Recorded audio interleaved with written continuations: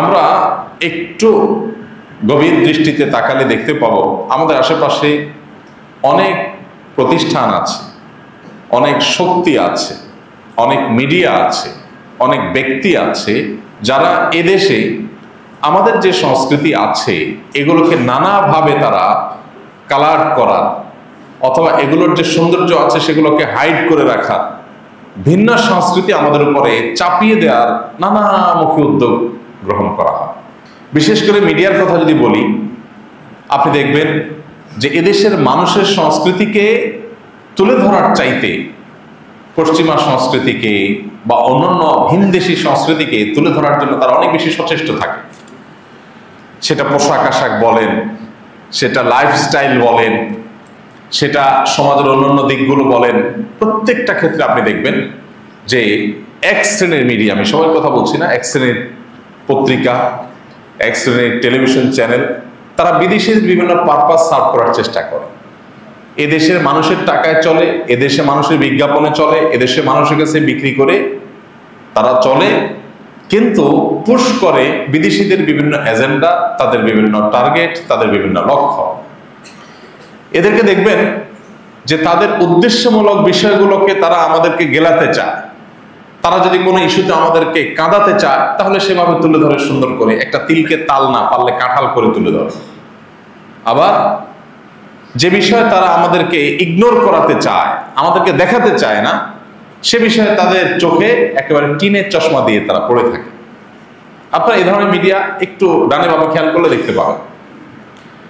আসন্না foundation এদেশে বন্যায় 100 কোটি টাকার বেশি টাকা ফান্ড তহবিল কালেকশন করে সেটি খরচ করছে। বেশিরভাগ মিডিয়া স্বপ্রণোদিত হয়ে যার যার মতো করে দায়িত্বশীলতার জায়গা থেকে তারা নিউজ করেছে, কারণ এটা একটা সংবাদ, এটা একটা নিউজ, এদেশে ইতিহাস একটা রেকর্ড। কিন্তু এরপর আপনি একটু চোখ কান খুললে দেখবেন আপনার হাতের পাশে, আপনার আশপাশে দেখবেন কোনো হাতে গোনা কিছু চ্যানেল, হাতে গোনা কিছু পত্রিকা, তারা যেন কিছুই দেখেনি। তাদের সামনে চোখের সামনে আপনি পাহাড় তুলে ধরবেন, তাদের কাছে মনে হবে পিপিলিকা। আবার তারা যেটা দেখাতে চাইবে ওইটা পিপিলিকা হলো, আপনার চোখের সামনে সে ওইটাকে পাহাড় করে তুলে ধরে। এই মানুষগুলো যারা সত্যকে ধামাচাপা দিতে চায়, শুধুমাত্র ফাউন্ডেশন ইস্যু না, আমি প্রায় সময় দৃষ্টান্ত স্বরূপ বলি, লক্ষ লক্ষ মানুষের স্বতঃস্ফূর্ত সমাবেশে অংশগ্রহণে ধরুন একটি ওয়াজ মাহফিল হয়েছে, যেখানে লাখো মানুষ এসেছে, নিজের পকেটের টাকা, গাটের টাকা খরচ করে এসেছে, এসে ওয়াজ মাহফিল শুনে আবার ওয়াজ মাহফিলের পরিচালনার জন্য খরচ বাবদ নিজের গাটের টাকা থেকে টাকা দিয়ে তারপরে চলে গেছে। এই লাখো মানুষের অ্যারেঞ্জমেন্টের জন্য শত শত পুলিশেরও দরকার হয় নাই, মানুষ স্বেচ্ছায় যার যার মতো সুশৃঙ্খল ছিল। এই ধরনের গণমানুষের রিয়েল সমাবেশ, যে সমাবেশের পেছনে কোনো মেকানিজম থাকে না, বাস রিজার্ভ করে লোক আনার দরকার হয় না, বিরিয়ানির প্যাকেট লাগে না, পকেটে 500 টাকার নোট দেওয়া লাগে না, অর্থাৎ কোনো মেকানিজম ছাড়া, কারসাজি ছাড়া, লৌকিকতা দেখানোর জন্য কোনো সমাবেশ না, বরং সত্যিকারের সমাবেশ, সত্যিকারের জনগণের স্বতঃস্ফূর্ত অংশগ্রহণের সমাবেশ, সেগুলো আপনি দেখবেন বেশিরভাগ মিডিয়াগুলোতে। এক্ষেত্রে আমি একসাথে না, এই নিউজটার ক্ষেত্রে বেশিরভাগ মিডিয়াতে আপনি দেখবেন যে এগুলো নিউজ হয় না, এগুলো কোনো নিউজই না, অথচ এটা তো সংবাদ, এটা তো একটা ঘটনা। সংবাদ মাধ্যমের কাজ হলো ঘটনাকে তুলে ধরে আনা। এটিতে একটি ঘটনা ঘটেছে, আপনি ঘটনা তুলে ধরবেন, সাধারণ মানুষ সেটাকে ভালোভাবে নিবে না খারাপভাবে নিবে এটা তাদের ব্যাপার। আপনি ঘটনা যা ঘটেছে সেটাকে আপনি তুলে ধরবেন, কিন্তু না, সেখানে যদি একটা কনসার্ট হয়, বাহির থেকে যদি একজন গায়ক আসে, গায়িকা আসে, নর্তকী আসে, নর্তক আসে, এসে যদি এখান থেকে হাজার হাজার ডলার নিয়েও যায়, তারপরেও সেটা খুব সুন্দর করে নিউজ হবে, কাভারেজ হবে, দেখানোর চেষ্টা করা হবে।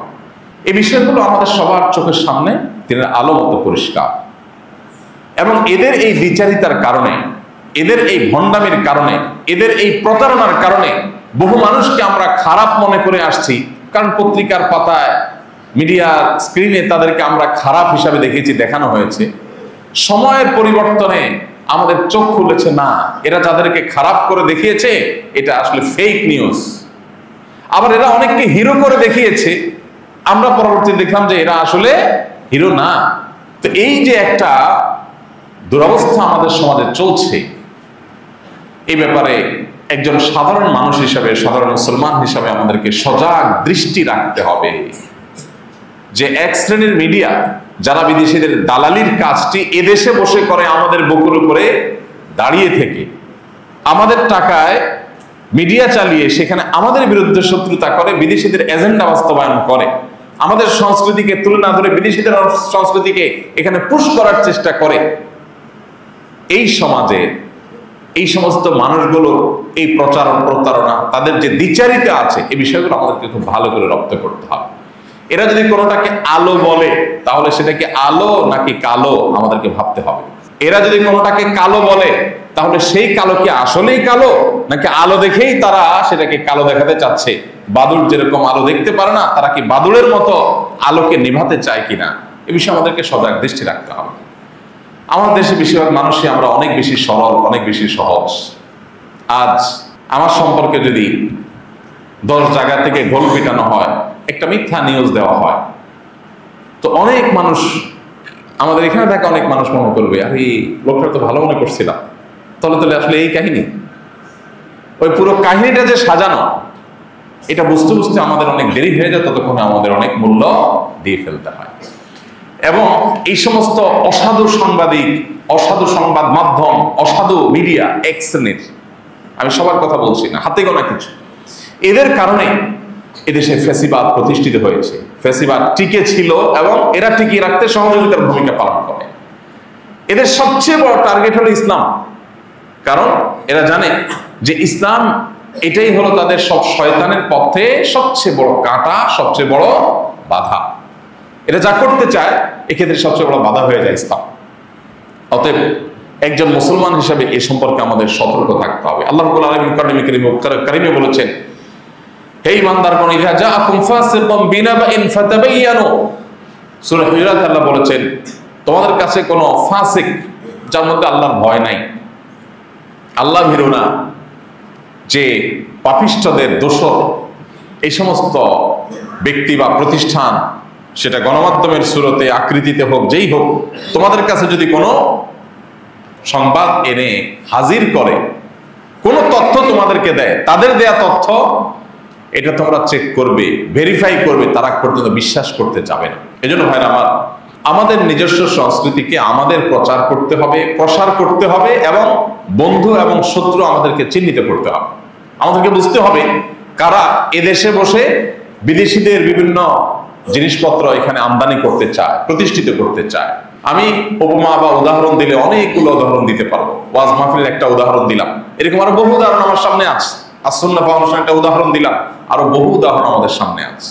আপনি এই যে অতি সম্প্রতি দেখবেন, মুয়াজ নামে একটা ছেলে তার্কিতে কোরআন কারীমের হিফজের প্রতিযোগিতায় সারা বিশ্বে বহু দেশের অংশগ্রহণে যে কম্পিটিশন হয়েছে, সেখানে সে চ্যাম্পিয়ন হয়েছে।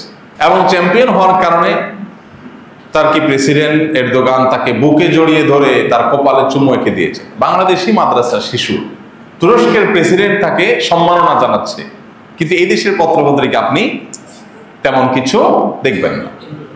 কিছু কিছু মিডিয়া লেখে, বলে, তাদের প্রতি কৃতজ্ঞ, কিন্তু ওই যে এক শ্রেণীর দালাল মিডিয়ার কথা বলেছি, এই দালালরা দেখবেন তাদের চোখের চশমা টিনের চশমা, কাঁচের চশমা, তারা কিছু দেখতে পায় না মুসলমানদের। এবং আমাদের মাননীয় প্রধান উপদেষ্টা সাফ জয়ী ফুটবল দলকে অভিনন্দন জানিয়েছে, তাদেরকে ছাদখোলা বাসে আপনার সম্মাননা জানানো হয়েছে। কিন্তু ঠিক একই সময়ে, কাছাকাছি সময়ে, একজন হাফেজে কোরআন তার কম্পিটিশনে, তার জগতে বিশ্বের বহু দেশকে পেছনে ফেলে সে চ্যাম্পিয়ন হয়েছে, তার প্রতি আপনি রাষ্ট্রীয় কোনো সম্মাননা কখনো সচরাচর চোখে আপনার পড়বে না, খুব কম। এই যে একটা ব্যাপার, যদি রাষ্ট্রের সম্মানই এখানে মুখ্য হয়, যে রাষ্ট্রের সম্মান এবং মর্যাদার ব্যাপার, তাহলে একজন মর্যাদা এনেছে তাকে আপনি সম্মাননা দিলেন, আরেকজন মর্যাদা এনেছে তাকে আপনি সম্মাননা দিলেন না। এই যে বিমাতা সুলভ আচরণ, এই যে বৈষম্য, এই যে দমিয়ে রাখা, এই যে চাপিয়ে রাখা, এটা কখনো একটা দেশের জন্য মঙ্গল বয়ে আনতে পারে। আমরা সবসময় বলার চেষ্টা করি, এদেশে মানুষ ধর্মপ্রাণ মানুষদেরকে আপনি কোণঠাসা করে রাখবেন, তাদেরকে এক কোণায় ঠেলে রাখবেন, তাদেরকে সমাজের অংশ মনে করবেন না, তাদেরকে অ্যাপ্রিসিয়েট করবেন না তাদের ভালো কাজগুলোকে, তাহলে একটা দেশকে কিভাবে আপনি এগিয়ে নিয়ে যাবেন? দেশের বিরাট জনগোষ্ঠীকে আপনি অ্যাপ্রিসিয়েট না করলে, তাদেরকে আপনি যদি দেশে থেকে তাদেরকে আপনি ভিন দেশের মতো আচরণ যদি তাদের সাথে করেন, তাহলে সেক্ষেত্রে একটা দেশ কখনো এগুতে পারে না। এদেশে আজ এই 50 বছর যাবৎ একই আচরণ, একই চর্চা বিভিন্নভাবে হচ্ছে। এর দোকানটা যদি ইসলামকে এরকম ধারণ করে হেফজুল কোরআনের চ্যাম্পিয়নদেরকে বুকে জড়িয়ে নিয়ে চুমু এঁকে দিয়ে, তাও আরেক দেশি ছেলেকে যদি এঁকে দিয়ে এরকম সম্মাননা জানাতে পারে, তাহলে তার দেশে কোনো ছেলে যদি অর্জন করতো, তাহলে তিনি কি করতেন? মাথায় নিয়ে ঘুরতেন। মালয়েশিয়ানরা যদি তাদের দেশের ছেলেদেরকে, মাদ্রাসার ছেলেদেরকে, আলেমদেরকে, হাফেজদেরকে সম্মাননা দিয়ে তারা যদি এত উন্নত হতে পারে, তুরস্ক যদি এত উন্নত হতে পারে, আমরা কেন বিদেশিদের গোলামি করতে হবে? কেন আমরা বিদেশিদের পা চাটতে হবে? ওরা যা বলে তার কদমে কদমে আমাদের শুনতে হবে? আমাদের তো নিজস্ব কালচার আছে। এদেশের প্রতিটি পাড়া মহল্লায় হেফজোখানা আছে, এদেশের প্রতিটি পাড়া মহল্লায় মসজিদ আছে, এদেশের প্রতিটি পাড়া মহল্লায় হাফেজে কোরআন আছে। তাহলে এদেরকে অন করতে, এদেরকে সম্মাননা দিতে, এদের অবদানকে স্বীকার করতে সমস্যাটা কোথায়? সমস্যা একটাই, যে এদের অবদানকে স্বীকার করলে ওই যে বিদেশিরা নারাজ হয়ে যাবে, প্রভুরা নারাজ হয়ে যাবে, যাদের দালালি করে পেট চলে তারা অসন্তুষ্ট হয়ে যাবে। আমাদের সাথেও অনেকে মিশতে ভয় পায়, যে হুজুরের সাথে মিশে গেলে আবার ওই যে মুরব্বীরা যদি নারাজ হয়ে যায়, মুরব্বীদের খুশি রাখতে হবে, মুরব্বীদের পয়সা করে যদি আসা বন্ধ হয়ে যায়, যদি কালার হয়ে যায় যে হুজুরদের হয়ে গেলেন কিনা, এই যে একটা জুজুর ভয় যারা যখন থাকে তাদের উপরে ভর করে বসে। এই দেশকে যদি তারা ধারণ করতে না পারেন, আমরা ধারণ করতে না পারি, এদেশের মানুষের সংস্কৃতিকে যদি ধারণ করতে না পারি, আপনি যদি ওয়াজ মাহফিলের কথা বলেন, ওয়াজ মাহফিলের 10টা সমালোচনার দিকে আমি বলতে পারবো, 10টা দোষের ত্রুটির দিকে আমি বলতে পারবো এবং বলিও আমি। কিন্তু আপনি কি এটা অস্বীকার করতে পারবেন যে শত বছর যাবৎ এই ওয়াজ মাহফিল এটা এই সমাজের অবিচ্ছেদ্য অংশ? এই সমাজের মানুষের স্বতঃস্ফূর্ত অংশগ্রহণের, মানুষের স্বপ্নদিত নিজস্ব উদ্যোগে শত শত হাজার হাজার লাখ ওয়াজ মাহফিল দেশে হয়। তাহলে এই দেশের মানুষের এই সংস্কৃতিকে আপনি দূরে ঠেলে দিবেন, এটাকে কোণঠাসা করে রাখবেন। আপনি এই যে উপলক্ষে, শীত উপলক্ষে বা রমজান উপলক্ষে যে সমস্ত ওয়াজ মাহফিলগুলো দেশে হয়, রবিউল আউয়াল উপলক্ষে যে সমস্ত ধর্মীয় সমাবেশগুলো হয়, শত শত মানুষের অংশগ্রহণে, হাজার হাজার লাখ লাখ মানুষের অংশগ্রহণে, আপনি কয়টা গণমাধ্যমে দেখেছেন যে ওয়াজ মাহফিলগুলো নিউজ কভার করা হয়? কয়টা দেখেছেন বলেন? এটা কি ঘটনা না? এটা কি নিউজ না? কিন্তু একই জায়গায় যদি কনসার্ট হতো তাহলে নিউজ হতে দেরি হতো না। একই জায়গায় যদি অন্য কিছু হতো তাহলে নিউজ হতে দেরি হতো না।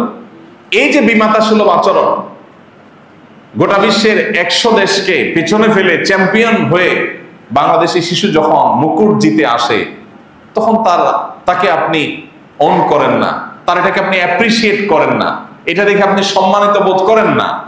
কিন্তু এর বিপরীতে আর চাইতে ছোট কোনো অবদানও যদি হয়, সেটাকে আপনি অনেক বড় করে তুলে ধরেন। এই যে বিমাতা সুলভ আচরণ, এগুলোর কারণে আমরা আমাদের দেশকে পিছিয়ে রাখছি। একজন মুসলমান হিসেবে আমাদের সংস্কৃতি এইভাবে কোণঠাসা করতে করতে করতে ভিনদেশীদের সংস্কৃতি আমাদের উপরে চাপাতে চাপাতে আমাদের আত্মপরিচয় আমাদেরকে ভুলিয়ে দেওয়া হচ্ছে। আমাদের সন্তানদের দেখবেন এখন তারা আত্মপরিচয় ভুলে যাচ্ছে।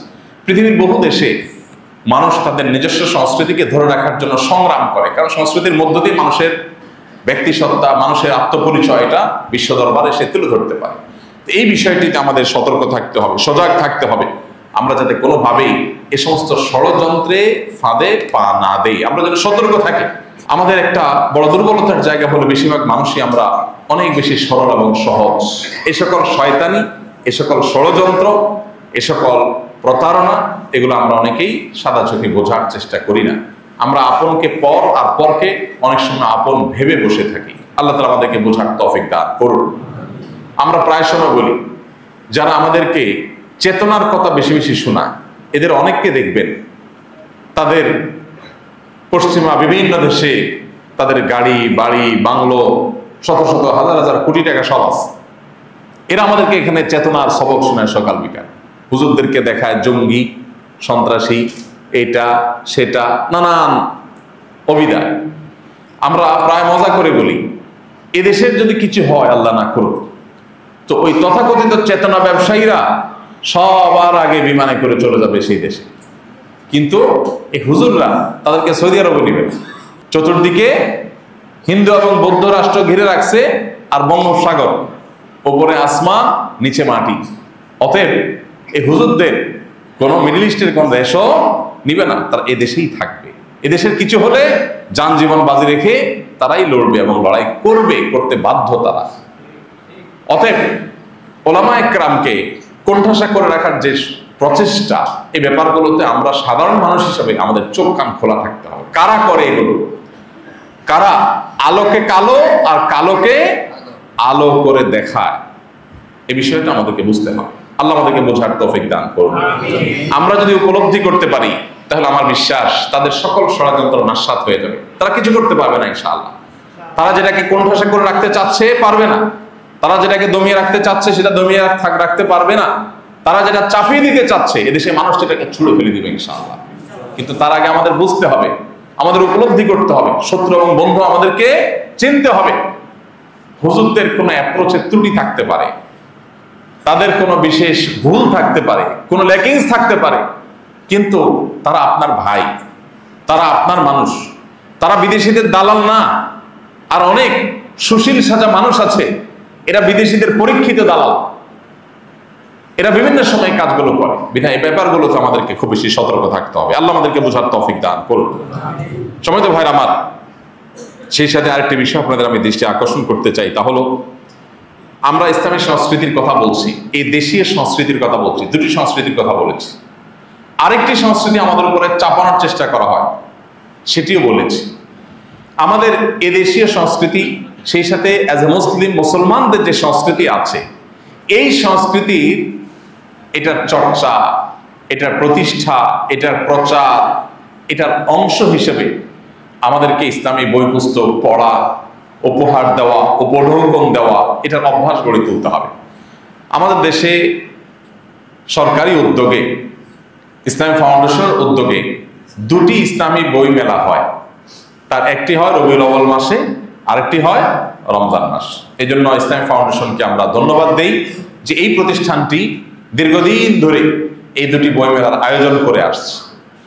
এই বছর নতুন সরকার ক্ষমতা আসার পর বা তারা দায়িত্ব বুঝে নেওয়ার পর নানামুখী জটিলতার কারণে রবিউল আউয়ালে বইমেলা হয়ে ওঠেনি। বিশেষ করে পুস্তক প্রকাশক এবং বিক্রেতাদের মধ্যকার যে ভিন্ন মত ছিল, সেটার কারণে ঝামেলা তৈরি হয়েছে, সময় মতো মেলাটা করা যায় না। কিন্তু বিলম্বে হলেও ইসলামী বইমেলা শুরু হয়েছে বাইতুল মুকাররমে। আপনাদের প্রতি অনুরোধ যে যেহেতু সবাই আমরা ঢাকায় থাকি, একবার হলেও মেলা একটু ঢো মেরে আসবে ইনশাআল্লাহ। আমি আমার অনেক ঝামেলা ছিল গতকাল, অনেক চাপ ছিল কাজে পরশু, তারপরেও আমি এই ঝামেলার মধ্যে অন্যান্য অনেক কাজ কমায়া, অনেক কাজ বাদ দিয়া তারপরে একটু মেলায় যাওয়ার চেষ্টা করেছি এবং পকেটে যত টাকা ছিল শেষ টাকা থাকা পর্যন্ত বই কিনেছি। এবং প্রত্যেকবারই মেলায় যাওয়ার পর আমার পকেটের টাকা শেষ হওয়ার পর সাথী সঙ্গী যারা থাকে তাদের কাছ থেকে লোন নিয়ে তারপরে বই কিনতে হয়। অবশ্য আমি বহুত ফ্রি বইও পাই, প্রচুর আমি ফ্রি পাইছি, প্রকাশকরা দিয়েছে, কিন্তু যা পেরেছি কিনেছি। এবং বই কিনি, এর একটা বড় উদ্দেশ্য থাকে উপহার দেওয়া। এর আগে আমি বলেছি আমার বাসার সব রুমে বুকশেলফ আছে, সকল রুমে আমি বুকশেলফ রাখি, সেটা ড্রয়িং ডাইনিং হোক, সেটা বেডরুম হোক, গেস্ট রুম হোক, নিজেদের রুম হোক, সকল কক্ষে আমার বুকশেলফ আছে। বুকশেলফ ছাড়া কোনো কক্ষ নাই, যাতে করে গেস্ট আসুক আর বাসার লোকজন হোক, যেখানে তাকাবে ওয়ালের দিকে তাকালে যেন বই নজরে পড়ে। আমরা যত বেশি ইসলামী জ্ঞানের চর্চা করব, তত বেশি আমরা সতর্ক হতে পারবো, তত বেশি আমরা ভালো মুসলমান হতে পারবো। বিশেষ করে আমাদের বেশি বেশি করে ইসলামের ইতিহাসের বই পুস্তকগুলো কেনা দরকার, পড়া দরকার। এবং আজ মুসলমানদের বিরুদ্ধে যে সমস্ত ষড়যন্ত্রগুলো চলছে সেগুলো সম্পর্কে আমাদের বই পুস্তক কেনা দরকার। এই জাতীয় অনেক ভালো ভালো বই এখন ইসলামিক বইয়ের প্রকাশকরা বের করেছে। এই জন্য আপনাদেরকে আমি অনুরোধ করতে চাই যে ইসলামী ফাউন্ডেশন আয়োজিত বাইতুল মুকাররমে যে ইসলামী বই মেলা হচ্ছে, এই বই মেলা আর অল্প কয়েকদিন থাকবে সম্ভবত, অর্থাৎ এই সপ্তাহের মধ্যেই আপনাদের যা সুযোগ আছে সেখানে যাবেন। কারণ ওই যে আমরা ইসলামী সংস্কৃতির কথা বলছি, এটা ইসলামী সংস্কৃতির অংশ যে ইসলামী বই পুস্তক আপনি নিবেন, পড়বেন, মানুষকে উপহার উপঢৌকন দিবেন। সেখানে আমাদের ইসলামের সংস্কৃতির প্রসারের নিয়তে, এটাকে প্রতিষ্ঠার নিয়তে আমাদের যেতে হবে। আমি যদি বই কিনতে নাও পারি, অন্তত আমি দেখে আসলাম কি কি বই আসে মার্কেটে, অন্তত অন্যকে বলতে পারলাম, গাইড করতে পারলাম, চেষ্টা করলাম।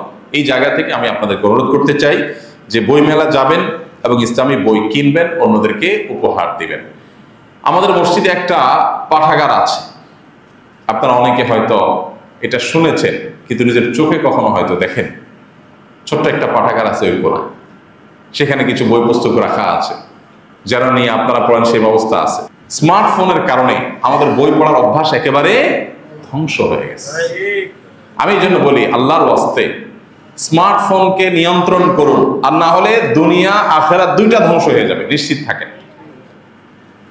আপনি মোবাইল ফোনে যত ব্যস্ততা আছে, সোশ্যাল মিডিয়া স্ক্রল করবেন, যা করবেন একটা লিমিটেড টাইম ঠিক করেন, সকালে এতটা থেকে এতটা, বিকাল এতটা থেকে এতটা, বাস। বাকি টাইম আমি আর একটা অন্তত সোশ্যাল মিডিয়া স্ক্রল আমি করবো না। কল আসলে ধরলাম, রিপ্লাই করলাম, সেটা ভিন্ন বিষয়। এর বাইরে আমি কোনো এঙ্গেজ হব না মোবাইলের সাথে। তাহলে আপনার দ্বারা অনেক কিছু করা সম্ভব। বাচ্চাদের উপযোগী অনেক ভালো ভালো বই প্রকাশ হয়েছে এখন। আমি আমার বাসায় বাচ্চাদেরকে দেখি মাশাআল্লাহ বই পড়ে, কারণ তাদের উপযোগী অনেক ভালো ভালো বই বাজারে আছে, সেগুলো তারা আনছে, তারা পড়ছে, মজা পাচ্ছে।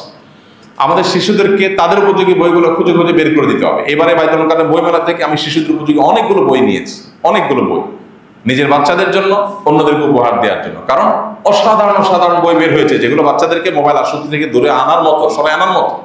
কিন্তু তার জন্য শর্ত হলো, আপনি একটা পড়বেন, আপনার মিসেস একটা পড়বে, বাচ্চা আরেকটা পড়বে। আপনি পড়বেন ফেসবুক, আপনার মিসেস পড়বে ইউটিউব, আর বাচ্চারা বলবেন তুই বই পড়। বাচ্চা বলবে এই বৈষম্য কেন? বৈষম্য দিয়ে আন্দোলন হয়েছে এই জন্য যে তোমরা মোবাইল টিপাটিপি করবা, তুমি পড়বা ফেসবুক, আমারে বলবো আমি নর্মাল কাগজের বুক পড়ার জন্য। এটা তো সে মানবে না। এই জন্য ভাই, বাসা বাড়িতে আমাদের এই অভ্যাস, পড়াশোনার অভ্যাস গড়ে তোলা দরকার। পাঠচক্র, এটা আমাদের প্রত্যেকটা ঘরে ঘরে হওয়া উচিত। পাঠচক্র, যে কোনো একটা ভালো বই, এটার উপর 2-4-5 পৃষ্ঠা পড়েন, এই পেটের উপরে পর্যালোচনা করেন, একজনে পড়েন, তিনি তার সামারিটা দেন, সেটার উপর আলোচনা করেন, একটা দারুণ আড্ডা জমে উঠবে, জ্ঞানের আড্ডা। এই জিনিসটি না থাকার কারণে আমরা আজ আবেগ নির্ভর মুসলমান হয়েছি। আমরা বেশিরভাগ মুসলমানই জ্ঞান বা ইসলামের ইলম নির্ভর মুসলমান না। আল্লাহ সুবহানাহু ওয়া তাআলা বলেছেন যে কুল হাল ইয়াস্তাবিল্লাযীনা ইয়ালামুনা ওয়াল্লাযীনা লা ইয়ালামুন, যারা কোরআন এবং হাদিসের জ্ঞান অর্জন করেছে আর যারা জ্ঞান অর্জন করেনি, এরা উভয় কি সমান হতে পারে? কখনো সমান হতে পারে না।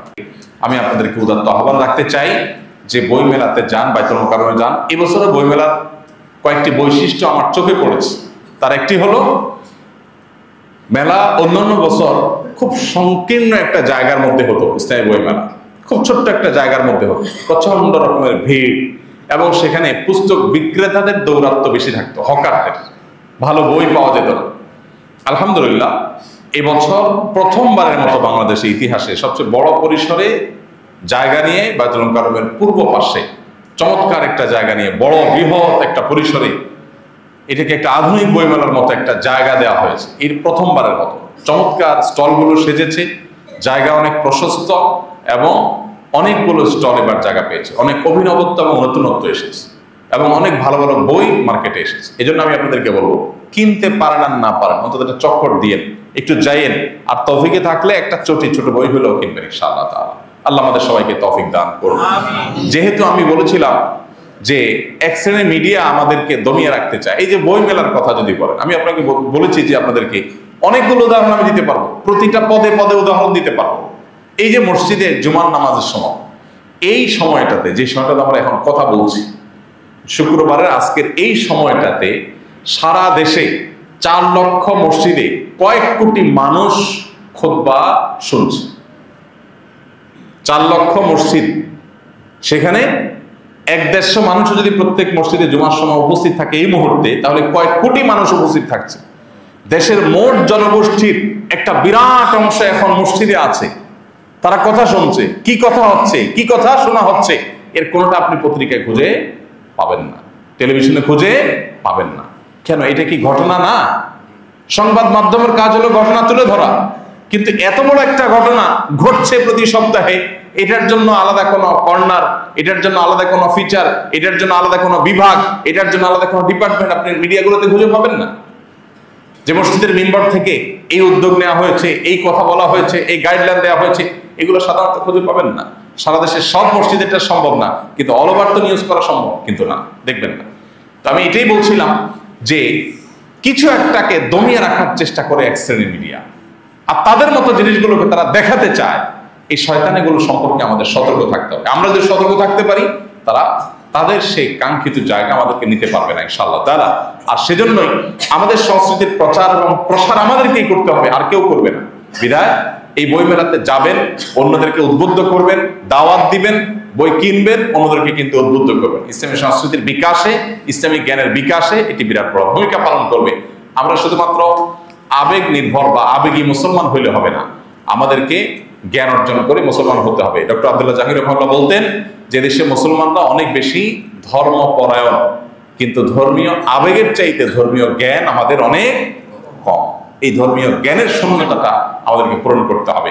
ধর্মীয় আবেগ আছে, জ্ঞান নাই, এটা হলো ওই ব্যক্তির মতো যে তার বাবার মাথায় কপালে মাছি বসেছে, সে বাবার প্রতি ভালোবাসা আছে, আবেগ আছে, সেজন্য সে আবেগ ভালোবাসা আছে, কিন্তু তার জ্ঞান নাই যে মশা কিভাবে তাড়াইতে হবে। সে কুড়াল নিয়ে আঘাত করেছে, এই কুড়াল নিয়ে আঘাত করার ফলে মাছি ঠিকই উড়ে চলে গেছে, বাবার মাথাটা দুই টুকরা হয়ে গেছে। ঠিক একইভাবে ধর্মের প্রতি প্রচন্ড আবেগ আছে, অনেক ভালোবাসা আছে, ভক্তি আছে অনেক, কিন্তু জ্ঞান নেই, কি হবে? দুই টুকরা হয়ে যাবে।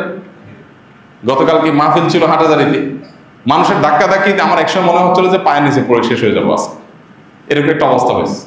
আবেগ আছে কিন্তু কি নাই? জ্ঞান নেই। ভক্তি যাকে করছে তাকে পায়ের নিচে পা দিয়ে শেষ করে ফেলবে, তারপর ভক্তি করবে। ব্যাপারটা হয়ে গেছে ওই পীর সাহেবের মতো। এক পীর সাহেবের মুরিদ ছিল নদীর দুই পাড়ে, দোনো পাড়ে মুরিদ ছিল। তো মুরিদদের মধ্যে পীর সাহেবের জীবদ্দশা আলাপ উঠলো যে আমাদের পীর সাহেব হুজুর যদি মারা যায় কোন পাড়ে কবর হবে?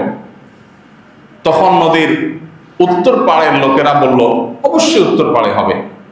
দক্ষিণ পাড়ার লোকেরা বললো আমরা কি ভেসে আসছি, তাহলে উনি মরলে কবর এখানেই হবে।